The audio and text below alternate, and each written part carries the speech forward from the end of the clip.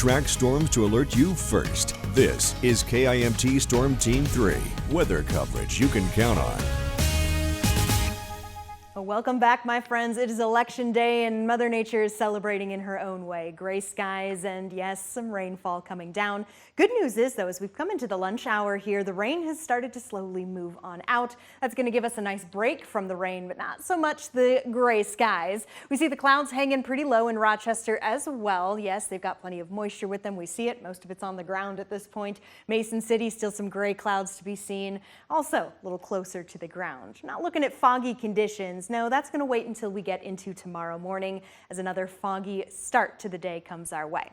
That's then. This is now. Satellite and radar here is showing that rain, as I mentioned, continuing to slowly move out of our immediate area. However, if you are headed further north, especially along 35 here, or maybe coming south, you're going to run into some of the heavier pockets of the rainfall. Most of the heavy rain has moved even just north of the Twin Cities, although we're still seeing plenty of at least light to moderate showers there, indicated by the yellows and the greens. Further to the south, and there is still rain to be found. Majority of it is outside of our area, though. However, places like Decorah still getting some of that rainfall, just clipping the corner here and moving towards places like La Crosse. So there's still plenty of rain, but the chances are at least drying up for some of us here, and that's going to be a continuing trend coming later into the afternoon.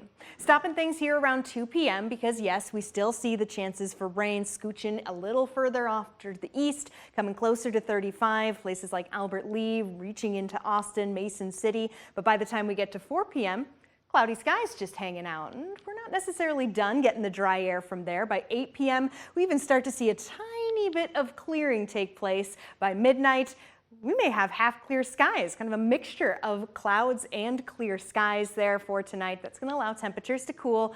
There's the fog development I was telling you about. Widespread fog is expected Wednesday morning. This is around 5 a.m. and you can tell it's fog because it just kind of decided to just grow. It didn't move in from somewhere. It just developed there on Sky Tracker 3. We're going back to the rain timeline, and from isolated now to maybe just a few sprinkles here or there as we go later into the afternoon. Another way of looking at it. So not a bad idea to still have that umbrella just in case you have to stay outside, maybe waiting in line for whatever reason. You don't want to get too wet.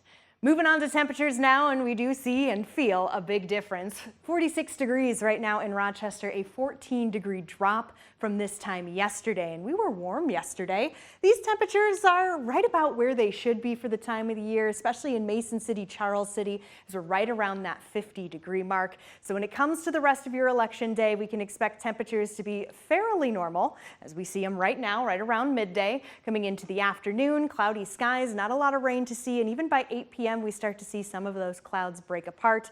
So you can expect temperatures to stay steady until we get into late tonight as they return to the 30s. Now, we're staying near normal coming through the rest of the week, but a little more sunshine on the map will certainly be feeling good. We see it here on the 7-day forecast for the weekend is always in view.